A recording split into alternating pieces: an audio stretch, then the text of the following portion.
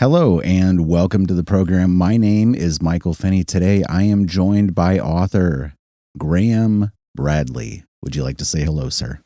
Hello, Internet Land. I am Graham. I am back. I actually broadcast this over my ham radio license and send it out into the The radio wave space? The radio wave electromagnetic blanket stretching out across the ether. That's downright classy. I don't do that. I wish I did. That would be cool. That's something that the future could bring for the program. Who knows? Have messed with radio in the past, but who needs it now when we have this ability to connect between remote locations via voice over IP? Who cares? Things are so advanced now that I have to explain quote unquote antiquated communication devices to my kids when they pop up in movies. Let's recap where we were last time we talked. You were just releasing Fossil Force. This was October, I believe, of 2025. And at the time of this recording, it is late May 2026. So it's been a little over 6 months. How has life been? How have you been? How has writing been? Publishing? Life has been good. Fossil Force came out, it was probably that same week that either we recorded or that episode aired, and it's been doing well. I didn't expect it to do, I guess, as well on Kindle as it did, but they've been sending me the royalty checks every quarter, and I look at the numbers and I was like, shoot, there are plenty of young readers that read on mom's and dad's Kindle, and I like that. I'm completely down with that. My second check was bigger than the first. That says acceleration to me, and I like that. And so, here's to hoping for even more of that. Since then, I've been working on the sequel, and as I was talking to you here before the show started, it's been fighting back. A second book is not going to come together in the same way that the first one did, and I'm trying to kind of maybe not exactly hit the same notes that made the first one so enjoyable, but I obviously want it to be clear that it exists in the same world and with the same characters, but put them in new situations, give them new challenges, that kind of thing. Have you done a lot of series writing in the past? Not a whole lot. The last series I think that I wrote where there was a sequel was I've done novellas that feature characters who have been in some of my novels, but the first real trilogy that I started and finished was between 2014 and 2016. And I haven't really, because then I wrote a sequel to that one in 2024. So I've done it before, but never one that was like such an immediate follow-up as this one is. Like it's, if I get it turned in on time, I'm hoping that the publisher can kind of release it on the similar schedule to the first one, so it would come out this fall. And the book takes place, it starts about a month after the last one ended, and so it kind of presents different challenges, different obstacles and stuff. And this is also the first middle grade novel that I've written, and so it's hard trying to figure out where exactly the line is on tone and on depth and on detail. Like I don't write it in a way where I'm talking down to juvenile readers, but the difference between a middle grade book and a book for adults is you don't need to go into maybe as much detail. You need to kind of get more mileage out of your word count. You can cover the same amount of action in 50,000 words as you would in 80,000 for an older audience. But you got to be really selective about how you get there. That's one of the challenges that I'm facing with this second book. That, and trying to give the four main character kids like not necessarily growth arcs, but I don't want them to just immediately retread the same ground that they all trod in the first book. They're all going to have different responses to the obstacle that they overcame in the first one, and this is going to be kind of like a Batman Year 2 type thing. Only it's Fossil Force second month. Like, okay, we've faced our first big bad guy together. Are we all going to respond to that in the same way? Is that going to affect us the same way? What's the fallout of that, and what's our reasoning to keep doing what we've been doing? So those are kind of my guiding light questions as I carry the characters through this second book, and I'm seeing the light at the end of the tunnel. I'm getting to where I need to take them. I'm allowing myself to write a messy first draft so that I can go back and fix it and make sure that everything lines up right, and that I don't have any dry spots or slow spots. It's just I'm comparing it to how well the first book came together, which all told, I probably did that first draft of the first book in about 4 months, and I didn't have to do any major surgery on the cleanup drafts. It was just a lot of like, phrase this better here, set this up better there, but I wasn't having to wipe away and rewrite entire scenes or chapters. And so in my head, it's like, oh, well, this will be just as easy for the second book, and it hasn't been, and it's frustrating, but it's getting there, and I'm sure I'll get it in the next couple of weeks, and then I'll get into my favorite part of it, which is the cleanup drafting part of it. I hate writing first drafts. I would much rather edit. And I know that a lot of authors have the reverse experience with it. They would rather draft instead of having to go through it over and over again, and it's like, no, I definitely make my stuff better in the editing phase, and I'm really excited to get there. I just got to get this monkey off my back with the first draft. You have been building up quite a catalog over the last, God, don't fault me here, but it's been like 10 years you've been writing and publishing, right? Maybe longer. Yeah, I self-published my debut novel in 2014, just a few months ahead of my 30th birthday. I've been writing a lot longer than that, but at that point, I was like, I'd had an agent for 2 years between 2011 and 2013, and she at least felt that my writing was good enough that she wanted to represent me for a while before she spent a couple of years struggling to place my manuscripts for a laundry list of reasons. And in 2020 or in 2013 we parted ways, and that's when I thought, I know what I want to do, and I have a good idea of how I want to do it. And so I looked into the self-publishing side of things, and I made a plan for that trilogy, and I got that one out. First one, like I said, that first one came out in 2014. And then the second one was my first experience like really writing and finishing a sequel, and that presented some similar challenges to what I'm going through now. And then the third book, that was my first time completing a trilogy, and that was a whole other animal, and I'm about to go through that again. But yeah, I've been doing this for it's 12 years now, and I've got that Engines of Liberty trilogy. I went on and did another standalone YA novel. I did a fantasy novella that has done pretty well for me. That's the Kill the Beast novella. I've managed to publish at least one thing a year since then, and sometimes the one thing is a novella or a short story. Maybe it's something I self-publish, maybe I place it with an anthology.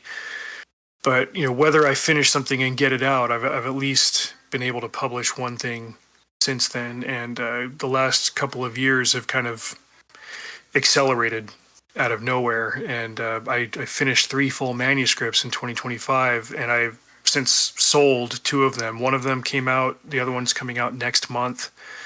And the third one, it's a little bit longer of a story to explain what's going to happen there. I've got an avenue for it, but there's nothing to say just yet, so I won't get into the nitty gritty on it. But to have a year that was so crazy productive, and then come into this year where I'm still writing a lot, but what I'm writing is different, and I'm not finishing full manuscripts the way that I was last year. It's a bit of a changing gears, but it's still all been very productive. This year's focus has actually been a lot more on my website writing and my review my reviewing side of things. I've been doing reviews with Upstream Reviews for about 5 years now. There's it's myself and not necessarily a revolving door. There's been some guys that have come in and come out, and then there's like the core writers. But we've just been boosting indie books in that time. And I've been a contributor with them for a while. I write pieces there. I've been writing on my own Substack, which I just recently bought the URL for and made it into like a nice clean website. So it's just Trucker Man Reads. I've been blowing up over there in the last couple of months. I went from 40 or 50 subscribers to over 200, and several of them are paying now, which is a kind of a novel thing to me. I'm not used to getting paid for my writing, but between the royalties from the book and a couple of paid subscribers on the website, I was like, oh wow, this is getting fun. And then out of the blue, an editor with a publisher that I had submitted to last year, he emailed me a couple of weeks ago, and he tagged the editor from thefederalist.com into the email chain. And he's like, hey, this is Graham. He does reviews on YouTube and on Substack. He's a really good writer. The Federalist was apparently looking for somebody to do book reviews / culture commentary, together in one. And so I've written a couple of reviews for them. And Mark Hemingway, the editor, he's like, these have been really great, and I don't have to do a whole lot to edit it and do back and forth the stuff with you, because like your writing is really solid. And like that just feels great to hear, to feel like I'm finally figuring that out. After having been a writer for all these decades, it's like, okay, just because I've been doing it doesn't always mean that I've been good at it. But the last couple of years, it feels like a lot of things are linking up and falling into place, and the growing number of readers, and again, like people willing to actually pay for my work is starting to show that, and it feels really good. That's great to hear. Yeah, and it, from the outside, I'm not inside of Graham Bradley's publishing conglomerate, but from the outside, it feels like you're making progress. You've been working with publishers. I think when you're on the indie scene and, you look at kind of what trad publishing is, and maybe the attitude around it in one direction or another, and you see some of these small press, indie press folks, you're like, well, hey, this is an opportunity. And it really is. It's all of our opportunity to kind of build them up and let them build you up. And everybody's trying to find an overlap of audiences and generate successes for the projects that they take on. So it's good to see for you. Thanks. Yeah, it feels great, man. Like I've wanted to do this since I was 8 years old, and I recently just wrote a piece over on Trucker Man Reads where I was bouncing off of something that Chapter House said on Twitter, where they talk about how if you what was the way they said it? Like if you digest high art, you can create really good popular art. I guess that's like an oversimplification of it, but in essence, your inputs have to be really, really great for your outputs to be great. And the metaphor that I used is that you can't make a steak from a Big Mac. You can only make it in the other direction. And a Big Mac's fine, but I look at the stuff that I was writing 20 years ago, and it was all based on like things that I liked when I was 12 and cheap, crappy action movies that I liked in my late teens and early 20s. And it's like, cool, I want to write stuff with great action scenes and characters with quippy dialogue and stuff. And I go back and look at it now, and I was like, Steven Seagal would not star in the movie version of whatever I was writing back then. But I knew that I wanted to be a writer, but you've got to go through that process of understanding that just because you want to do something doesn't mean you're going to be good at it. You've got to take the hits, you've got to put in the work, and then you've got to look at that work and realize, like, if it doesn't work, why doesn't it work? Like, what's wrong with it? I've been saying this for years. Like, you've got to be able to take a kick to the stomach if you want to, I guess, gain an audience and gain traction and stuff. If you want to just write for yourself, there's nothing wrong with that. I'm at the point where like I really want to reach an audience. I really want to make something great and share it with people and have them be affected by it positively. And the only way to do that is to like to be willing to take correction when it comes to creating your work and make it better based on all that. So it's kind of a roundabout way of addressing that point, but it's I guess I've finally been at it long enough to where I'm starting to make progress in the areas that I've really been after all this time. What kind of writer do you think of yourself as, whether that's like genre or age groups or, style or anything really? That's the hardest question to answer. Yeah, isn't it? Yeah, I feel like that's a marketing answer, and I've never known how to do marketing. Even when I was doing writers' conferences a lot more often when I lived in Utah, there seems like there's one every other month in Utah, and if you know a couple of the people who organize them, you'll usually get on an email chain where they say like, hey, we need a presenter on a panel, or we need somebody to teach a class on something simple. And it's like, okay, well, I mean, I don't know everything, but I know how to talk about X, Y, Z. So you get invited to these things. And then while I'm there, I'll also check out some of the other programming. And invariably, whenever there's somebody teaching marketing, I was like, oh, cool, I should go listen in on this. And then I listen to their advice and I'm like, look, what you're saying makes sense, but you're not explaining the nuts and bolts of it. And like when the answer is, or the question is always like, first you need to ask yourself, who is my target audience? And like for me, my target audience is whoever will read my books. When Raconteur Press announced their Boys Adventure line, in a sense that was like some of the easiest low-hanging fruit to tackle, because I knew exactly how to write for young boys because I'd been one, and in many ways my maturity level is still right there. But it also helps that I've got two boys that are in that target age range, and so I was able to, sorry about that, I was able to read the book to them when I was in between drafts and gauge their response to it.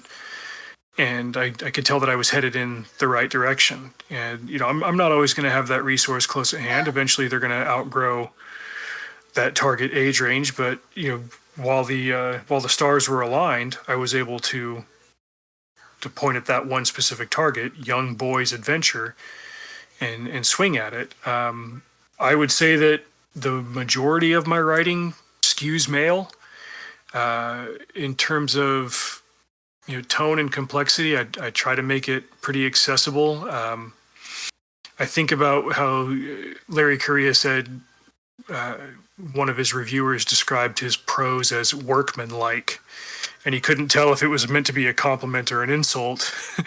But I think there's something simple and elegant to that. If you can make it so that there's something artistic and poetic about it, but you're not beating them over the head with the purpleness of your prose, and you're just saying like painting a picture that they really want to see in their head, and they get that clear picture, regardless of their say age or education level or background or whatever. Like that's what kind of writer I try to be. I try to make it so that, whether you're like my older brother who's got a PhD or my younger brother who's a fire captain and doesn't like to read a whole lot for entertainment, like they could both read it and not struggle to understand the point that I was getting across.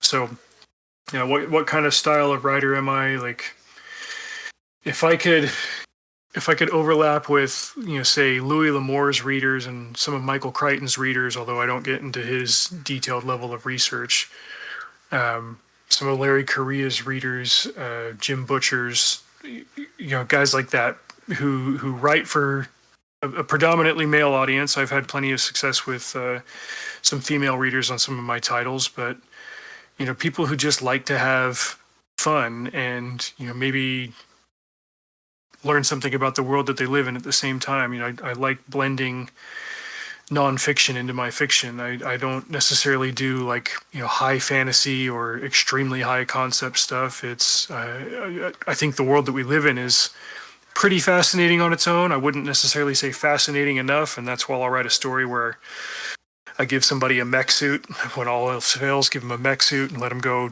punch another guy with a mech suit just because it's cool. But that's the style of writer that I am. Let's talk about Heartlanders coming out on 40 North Press. Tell us about it. There's a little bit of a backstory about where it originated from. Maybe start there and then we'll get into the actual title proper. Yeah, so last year after I finished the Fossil Force, the Boys Adventure book with Rack, I sent that off in the middle of February. And that was shortly after Arc Press had established themselves as, they said, hey, we're getting things moving and we're going to be open for submissions here really soon. So I listened to their Twitter space that they did, that DJ Butler put on, and explained, like, this is who we are, this is what we're looking for. And again, like, their interests seem to align with what I'm interested in, what I like to read and what I like to write. It's like, this is perfect. So they have a bit of a different pitch process. You've got to kind of write up a proposal the way that you might in Hollywood. And I had a book that I'd backburnered years ago that was due for a rewrite and that I was planning on rewriting last year. And I thought, it wouldn't be hard to draft it in such a way that it appeals to what they say they're after. So I wrote a proposal to them in January, and mid-February, they emailed back. They're like, this sounds cool. We want to see a full manuscript. How soon can you do it? And I was like, give me a couple of months because I've got the night shift and I've got a family and all that, but I can get you guys a draft pretty quick here. And so as soon as I finished Fossil Force, I hit the ground running on this other book. And I was about a month into that one when they announced that they were also doing their ARC prize contest, and it had a $10,000 prize attached to it, and that's $10,000 is pretty tempting. The only thing that they put out for the prompt was America 2076, because hey, this year's the 250th anniversary. They say whether you want to do a sci-fi of America 2076. A fantasy, a time travel book, whatever, like go as crazy as you want. That's the only parameter for the prompt. And even though I was in the middle of writing another manuscript for them, that idea wouldn't leave me alone. And I do a lot of reading about American history, and a lot of what I write on my website is deep diving into different niche elements of all of that. And so even though I was working on this other manuscript, I started to come up with an idea for the ARC prize. And obviously I was seeing dollar signs in my head, and I was like, all right, I'm going to shoot my shot. So I finished the manuscript that I'd pitched, and I sent that to them in mid-June. And the deadline for the contest was October. And so I just immediately started pounding pavement on this other book. And I got very, very fortunate in that my friend Kenny, I reached out to him and I was like, look, I'm going to write this thing with my hair on fire, and I don't have hair, so that's a problem. Can I send you one chapter at a time and you can give me feedback on the fly? And he was extremely cool with that. He's been a longtime reader of mine. And so I'm pretty sure I sent him a couple of bucks at the end of the summer as well. I probably bought him a book. He likes to just read a whole bunch of stuff. But anyway, he would read the chapters and he'd give me feedback, and he actually caught something in one of the later chapters of the book, an historical detail that I just kind of threw in off the top of my head. And he goes, hey, did you know that this one particular element of the story is actually, I think you might have gotten it wrong. And he sent me some resources on it, and I looked it up and I was like, shoot, I'm glad you sent me that, because I can fix it and make the story better at the same time. So like he really helped out on that front. But I was writing nonstop for months to get that book done and coherent, and within the word count. I think they put like an 80,000 word cap on it, and I got it done about a week ahead of the deadline. And I sent it off and played the waiting game and had to wait for about 3 months. And finally, the week before Christmas, because I guess they like to rip my heart out and throw it on the ground and stomp on it, I got the news that I did not win the contest, but I did win an honorable mention. And they didn't give us the exact number, but they had over 100 entries into the contest. And out of those 100, 3 got honorable mentions. And so I allowed myself to be upset about it for a couple of days and get that out of my system. But I had a complete manuscript under my belt that I was very, very excited about. And along the way, I had developed a backup plan, and that's where 40 North comes into the equation. I'm online friends with the gentleman who runs it, and I've read a couple of other books that they have put out, and I've really, really enjoyed them. They're a smaller publisher. They're based in Utah, and they write Latter-day Saint fiction, or they publish, excuse me, Latter-day Saint fiction for the most part. And that can be a tricky genre unto itself. I grew up in a house where my mom would buy any kind of Latter-day Saint Christian fiction and give it to us for Christmas. We're like, oh, these again. And they were usually like pretty cheesy books that I could never really sink my teeth into. But 40 North started publishing stuff that had some teeth to it. The Many Are Called series by Mike Barham. I got to beta read a manuscript for that, and I was like, holy crap, he wrote something really, really cool here. And it was like a post-apocalyptic Arizona and Utah setting that I ended up really, really enjoying. And Mike Barham has the second book of that coming out soon. And then they're also publishing Brett Kane's Frank Sawyer novels, which are kind of in the vein of Jack Reacher. And he does a great job with those. And so they picked him up? Yeah, they picked up Brett's books. He had published them with another small press, in Utah, and fell out with them. Long story there. Yeah. But 40 North picked him up, and he's written a third in that series, and he got the rights back to the other books in the series, and so they're the new home for the Frank Sawyer novels. Oh, I'm glad. And so he landed on his feet with them, and Joe reached out to me, and he's like, hey, we want to publish something for America's 250th birthday. And he said this like as I was working on the book for the ARC Prize contest, and I was like, well, as it just so happens, I'm working on something for that, but I'm aiming at this $10,000 prize. And he's like, yeah, that's totally understandable. It was like, but if they don't want it, I'd like to pitch it to you. And I sent it off to him in December, and he got back to me about a month later, and he's like, this is really freaking good. And I was like, fantastic, dude. I'm glad you feel that way. And so with all the other chainsaws that 40 North is juggling and keeping up in the air, they've got a lot of other projects going. They signed me, and right now we're in the home stretch because the book is targeted to release middle of June. I told them, I was like, I'd really like to get it out on Flag Day, which is a lesser known holiday. It's June 14th. This year it falls on a Sunday, so they're launching it on June 13th, which will be Father's Day weekend. We're working on the final touches on the cover, and I've seen the interior layouts of the book that they're doing. It's gorgeous. I've seen the mock-ups for the cover, and it looks completely awesome. I'm blown away with how they've approached this and the level of enthusiasm that everybody there has had for it. And I'm just setting aside the $10,000 question, being able to work with a publisher that is as excited about your work as you are, and they're not just, filling a product order and creating content, but like they're as emotionally invested in it as you are, that's a great feeling. So I was able to find a home for it, and it's the right home for it. And I was able to kind of punch up more of the Latter-day Saint elements of the story while still making it broadly applicable.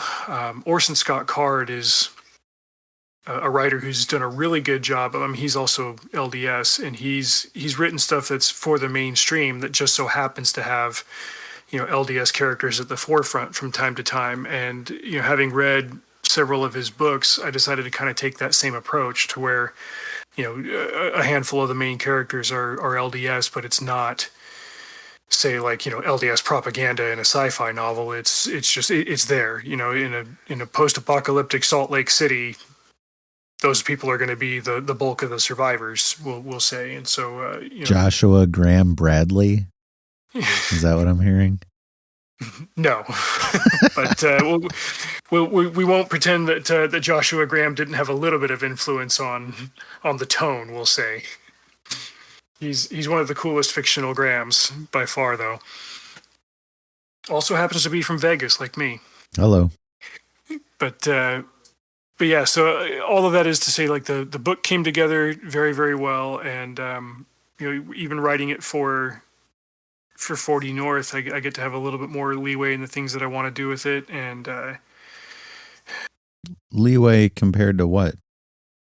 well, in the sense that I wouldn't be restricted. I mean, how would I say this? Like, I don't know what kind of restrictions, if any, Arc Press would put on saying like, okay, maybe go this direction or go that direction, or punch it up with the content, make it a little bit more aggressive. Like, I don't know. I've read 2 of their books so far. I got their first American Treasure Hunters book, and that was a really good, like, kind of juvenile fiction. And then I read Travis Corcoran's Red State Mars, and he goes like pedal to the metal with some of the content in there that I wouldn't want to do. Like, I don't put a whole ton of profanity in my books, and I don't think that like the editors would come back and say, hey, punch this up, make this more adult, have the characters cuss at each other a little bit more often. You've got military characters in here, that's how they talk. Like, I don't know if they would do that, but I don't have to worry about them doing that at 40 North, because their whole angle is like, we want books that a father could read with his son that would be kind of on par with like a softer PG-13 in terms of content. Like, we understand people are going to get mean, and if you shoot somebody, there's going to be blood and things like that, but you want to be kind of restrained in that sense with the content side of things. And I was like, cool, I didn't know what Arc was looking for in terms of tone, so I wrote it in a way that I would be satisfied and pleased with it. And then I would see, like, okay, suppose I go and win it and I get the $10,000 prize, or the editor knows going to come back and say, cool, but give it some more teeth. Like, I didn't know what to expect with them, but with 40 North, I knew that I was going to be able to just write it the way that I wanted to, and because I had some familiarity with what they were looking for, and I put it all together accordingly. But when I got my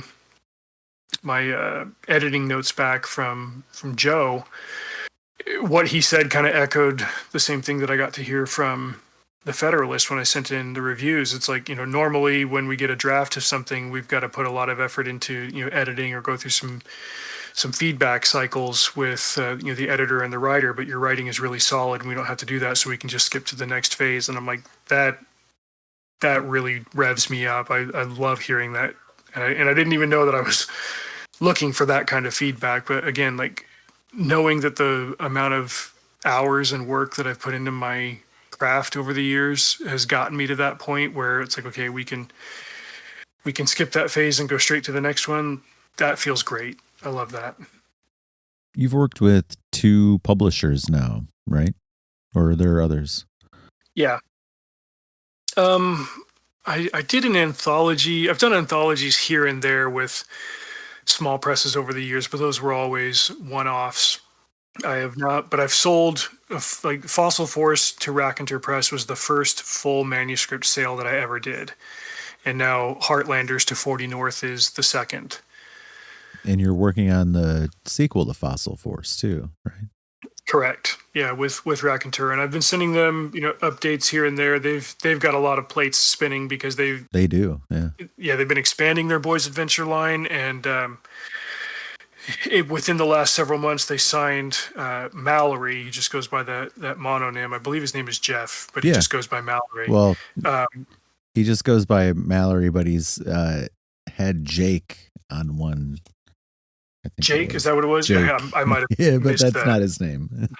Oh, okay. Well, I mean, who, whatever his first name is, like, he really hit the ground running.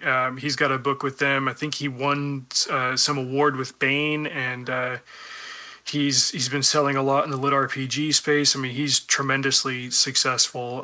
Fred Phillips just had the sequel to Dreams of Golden Fire come out. I read the first one of that. It was a good dragon book. Christopher Nuttall's sequel to Boy's Own Starship came out. I read that first one last summer and enjoyed it. I've got that book, and my son wants to read it this summer. So, like, they've been having success with their originals and with their sequels, and they're signing new authors and stuff. So it's not like they're waiting around for me to come, like, hold the tent up and keep everything from burning down. So I'm glad on that front, but I do also not want to let too much time go in between getting the first one and the second one done. My plan right now actually is to write 2 and 3 together and to kind of have them work like like the second and third Pirates of the Caribbean movies. Like one, there'll be a kind of a cliffhanger, but it'll go directly into the next one, and they'll work together sort of as one book. They've talked about how if you write a book that's too long, they'll just split it in two. And I'm like, okay, I can kind of do that. I'll give it. I'll give it somewhat of an ending. There will be some resolutions, but there's going to be a big cliffhanger, a big question at the end of the second one, and then I can go straight into writing the third one and keep the momentum going. I think that is one thing that kind of hurt me between writing Fossil Force 1 and then this one, is that then I turned around and I wrote two other books in completely different genres for completely different audiences, and now I'm trying to get my brain back into middle grade boy mode while I'm also editing Heartlanders and doing stuff for 40 North. Not that I'm editing it now, but I was during the spring. I kept like reading it back and being, okay, I can fine tune this, I can make this better, and that, this and that and the other thing. I was kind of having my brain in two different gears at the same time, and that I've discovered that that doesn't work for me. But yeah, your process is, and I was going to say this before you used the term, I was going to say this as an observation, workmanlike. No? Yeah, it certainly feels that way. Like, how many books have you put out total? Oh gosh, you had to ask. Okay, Yeah. so Purple Heart, Suicide Run, Patriots Game, Hero Next Door, Kill the Beast, and then Sleepless Hollow. That gets us to 7. And then there were some like novella collections. You know what? The way to actually figure this out is to go to my freaking Amazon page and look it up there. Let's do this together. At least 7 there. I'm in the Super Generation, which is an anthology. Howling Wilderness is 8. Sheriff Porter is 9. Mr. Friday is a novella. Kill the Beast is a novella. So novellas count. You know. Yeah, if novellas count, then 11, and then that doesn't include the short stories that are that were like I had one that was in an anthology in 2011, and then it reverted to me a year later, and so I've got that on my Amazon page for $1, and then Super Generation is it's attached to me, but that's like an 8,000 word short story in there. But I'm coming up on over like altogether, all told, I've between short stories, novellas, and novels, I've got over a dozen things in circulation, and that number's only going to keep growing. If I'll get at least one book out this year with Heartlanders, and when I get the other Fossil Force sequel out, as long as it fits Rack's publishing schedule, then that one will come out too. We'll have to see how the timing lands. Mm-hmm. Yeah, very cool. Are there any things that we haven't talked about that you feel we must, or thoughts you haven't yet? With the growing success of my Substack, I'll talk about that for a minute. It's like I said, it's truckermanreads.com now. And I've moved towards having a bit more of a structure for the things that I put out there, the same way that I do with my channel, going back to the whole workman-like thing. The way that I approach my writing is kind of a reflection of the way that I approach my work, which is very structured.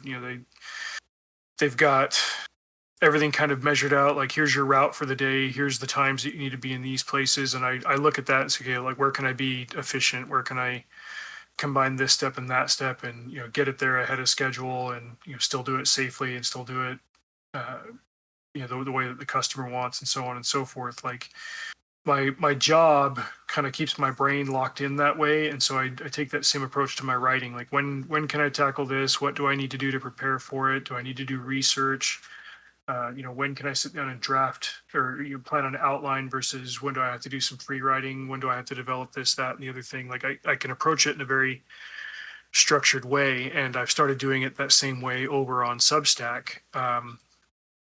The things that I write up there a lot of the time can be used as supplements for homeschool. We homeschool as well.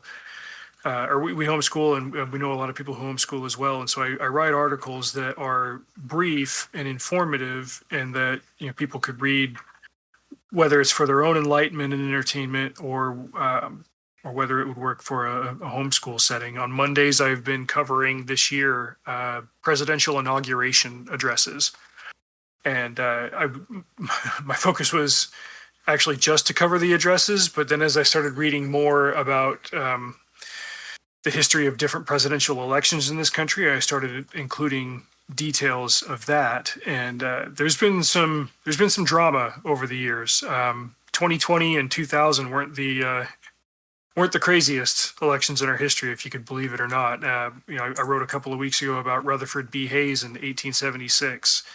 That was nuts. This week I covered the James A. Garfield assassination and Chester A. Arthur replacing him. That was an extremely tense and dramatic story. Every Monday all year long I've been doing those. And then on Thursdays I cover significant American documents. I did the Constitution and the Articles of Confederation and the big ones like that. Obviously the Declaration of Independence. The Gettysburg Address, certain important speeches. This week, I'm covering the Alaska Purchase. I did the Homestead Act. I talked a little bit about the actual contents of that document and the impact of it. Sort of as a celebration for, again, like America's 250th, but also for my own enlightenment. And then on Saturdays, I've done an almanac, a weekly almanac of 1776. And right now we're past the phase where the Patriots kicked the Brits out of Boston, and now George Washington is fortifying New York. Other elements of the Continental Army just got kicked out of Canada. There are smaller skirmishes going on down in the South. I'm covering little episodes like that, and those again, like they work for my own enlightenment, but I'm also able to write them in a way that obviously people are starting to find engaging and informative, and the traction is growing there. So I do those 3 subjects on those 3 days. Those are my structured posts that I get out every week, and then in between, if and when I have the time, if I want to write up a book review kind of combined with a cultural analysis, I'll do that. My last piece like that was I went and saw that Mandalorian movie this weekend with my kids, and I had a great time, and I compared that to a comic that came out the same week, and I contrasted the two. It's like the movie was good, the comic book wasn't. Here's why, and I explained that, and it seems like articles in that vein are resonating more with readers. So when I say that I've been doing about the same amount of writing this year that I was last year, but I'm not getting manuscripts finished, that's why. But I'm finally finding a reader base by just sharing the things that I'm reading about, not just reviewing fiction. I'm reading a lot more nonfiction than I've ever been, and sharing it in these little digestible write-ups. And sometimes I get funny, and I throw in some wit or whatever, and I'll get a couple of zingers and one-liners, and people mention it in the comments, like, "Oh, that was a good one." Like, okay, cool. But the point is to always be learning and digesting and then sharing that. Like I have a love of reading, and I've always wanted to share that love of reading with people, especially the elusive male reader. We're allegedly a dying breed. Men aren't reading anymore. It's like, well, there are plenty of us that are, and if we want to reverse that trend, then I need to be regularly explaining to people why I read and why what I read is worth the time and the effort. So that's what I do on Trucker Man Reads, and people can go. You can subscribe for free, and then whenever I post there, it'll just end up here in your inbox. The articles are short. I don't go into any super exhaustive detail. I try to be respectful of people's time, but the ultimate objective is to get people reading if they're not, and if they are, introduce them to something that might be of interest and of value to them. And then whenever I got time in between, get back to work on the freaking manuscripts that I need to send off to my publishers. Very cool. Hey, Graham, always a pleasure to talk. Always a pleasure to be here, Michael. Thank you.